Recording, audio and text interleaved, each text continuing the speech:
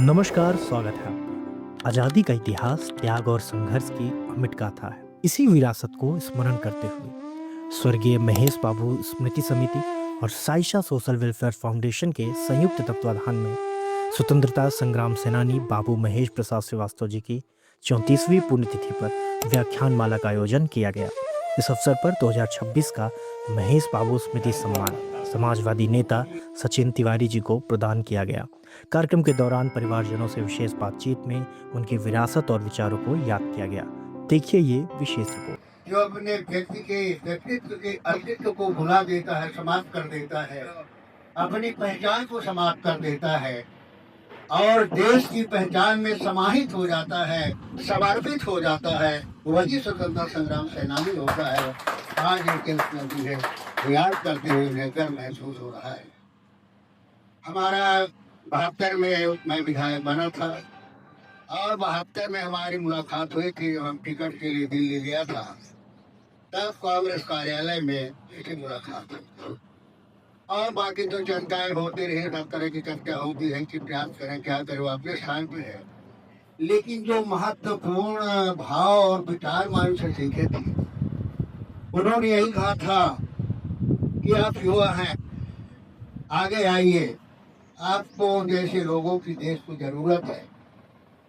लेकिन इस युवावस्था में भी एक चीज जरूर ध्यान रखना, लंबा समय है, लंबी उम्र है, लंबा सफर है, कि याद रखना किसी की बुराई, किसी की आलोचना, किसी की कमी निकालने के बजाय अपने आप को, अपने व्यक्तित्व को, अपने कर्म को, अपने चरित्र को मजबूत करने का प्रयास करना, उसके आधार पर आगे बढ़ने का प्रयास करना, निश्चित रूप से सफलता तुम्हारे हाथ में।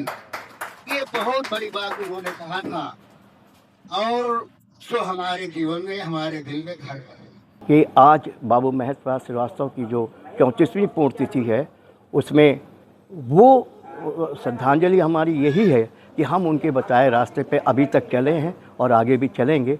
और लोगों को ये जानकारी होनी चाहिए कि वो भारत के प्रथम प्रधानमंत्री पंडित जवाहरलाल नेहरू के साथ उस समय से, जब वो आज़ादी के आंदोलन के लिए लड़ाई लड़ रहे थे, जेल जा रहे थे, संघर्ष कर रहे थे अंग्रेजी हुकूमत के खिलाफ, तब से पिताजी आनंद भवन इलाहाबाद से जुड़े थे और उनकी मृत्यु के 27 मई 1974 तक उनके साथ रहे। यानी कि आनंद भवन जो पंडित नेहरू का निवास स्थान था इलाहाबाद का, वहाँ से लेके और 3 मूर्ति भवन जो प्रधानमंत्री निवास था दिल्ली में पंडित नेहरू का, वहाँ तक पापा उनके साथ रहे हैं। ये मेरा सौभाग्य है कि मैं बाबू महेश प्रसाद श्रीवास्तव का बेटा हूँ। ये तो सब ठीक है, लेकिन अगर किसी की कमी देखने की, किसी की बुराई करने की अगर ये तुम्हारी आदत नहीं होती तो तुम कितने अच्छे होगे, तुम कितने अच्छे होगे। आज इस बात से हमें सबको प्रेरणा लेने आज का ये 34वीं पुण्यतिथि का कार्यक्रम स्वतंत्रता संग्राम सेनानी स्वर्गीय बाबू महेश प्रसाद श्रीवास्तव जी की पुण्य स्मृति में आयोजित किया गया है।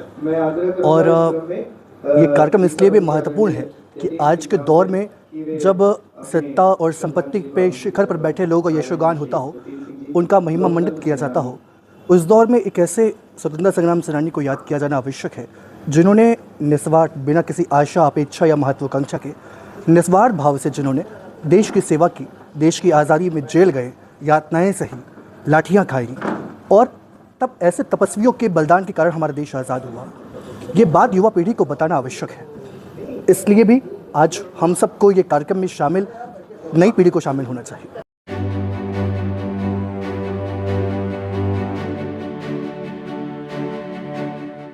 एक ऐसे व्यक्ति बाबू महेश प्रसाद श्रीवास्तव जो 4 प्रधानमंत्रियों के साथ रहे, नेहरू जी, इंदिरा जी, राजीव गांधी, लाल बहादुर शास्त्री, लेकिन जब वो ख़त्म हुए तो उनके इलाहाबाद बैंक के अकाउंट में 11 रुपये 75 पैसे थे। यानी आज हम सरपंच के साथ रहते हैं, किसी भी राजनेता के साथ रहते हैं तो कमा लेते हैं, लेकिन उनकी उद्देश्य कमाई की नहीं थी, उनके उद्देश्य निस्वार्थ भाव से जन सेवा और देश सेवा की थी।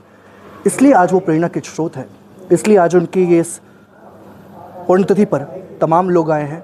आदरणीय राजमणि पटेल जी, पूर्व राज्यसभा सांसद राजेंद्र शर्मा जी, कविता पांडे जी, कई साहित्यकार आए हैं, कई बुद्धिजीवी आए, कई मनीषी आए और इस बार महेश बाबू स्मृति सम्मान 2026 हमने महेश बाबू के निकटतम रहे आदरणीय सचिन तिवारी जी को प्रदान किया है। और हर वर्ष एक परंपरा डाली है कि उनके नाम पे, उनकी जयंती पर और पुण्यतिथि पर एक सम्मान दिया जाएगा और ये परंपरा कायम रहेगी, आगे भी कायम रहेगी।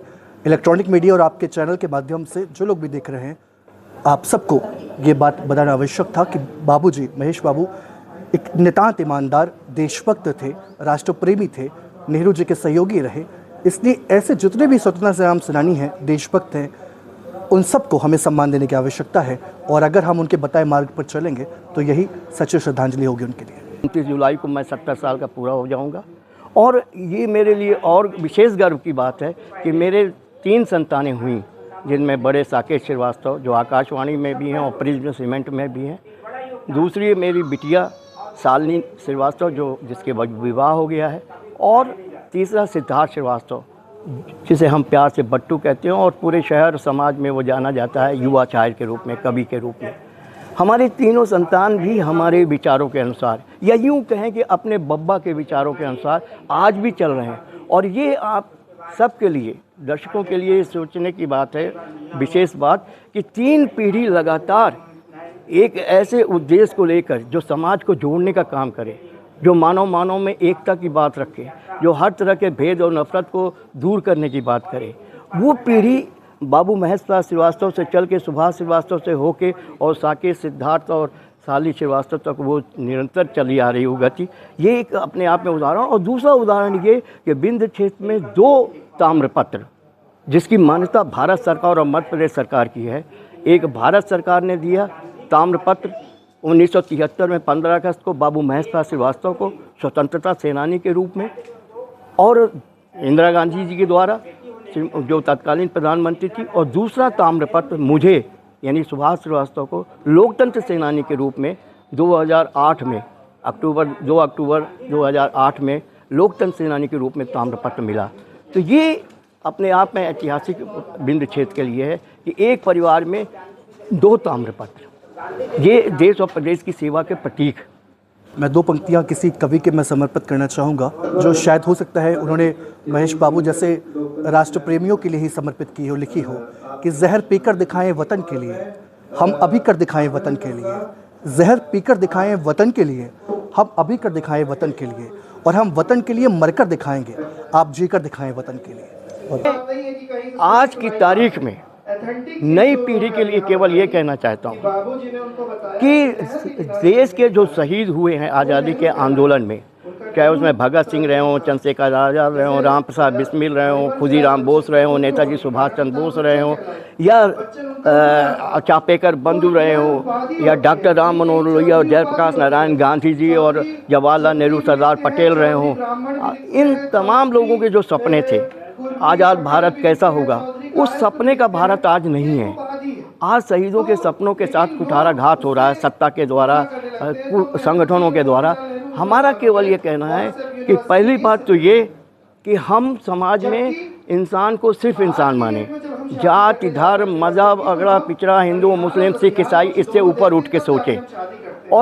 और मैंने इसी बात को लेकर एक बात लिखी है कि दिल से नफरत को मिटाना चाहता हूँ, प्यार की दुनिया बसाना चाहता हूँ। दिल से नफरत को मिटाना चाहता हूँ, प्यार की दुनिया बसाना चाहता हूँ। और हो न छोटा या बड़ा कोई जिसमें, हो न छोटा या बड़ा कोई जिसमें, एक घर ऐसा बनाना चाहता हूँ, एक घर ऐसा। और एक शेर जो नई पीढ़ी का संदेश है मेरा, कि घर से निकलो और घूमने की आदत डालो। घर से निकलो और घूमने की आदत डालो। दिल में नफरत की जगह प्यार मोहब्बत पालो। दिल में नफरत की जगह प्यार मोहब्बत पालो। और अपनों को अपना तो कहती है ये दुनिया सारी, अपनों को अपना तो कहती है ये दुनिया सारी।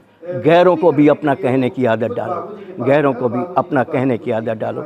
इंसान को इंसान मानिए, यही मेरा संदेश है। और सबके गले लगाइए, सबको प्रेम बांटिए, सबसे प्रेम पाइए और सबके सहयोग में आइए। सेवा और परोपकार से बड़ा कोई धर्म नहीं है।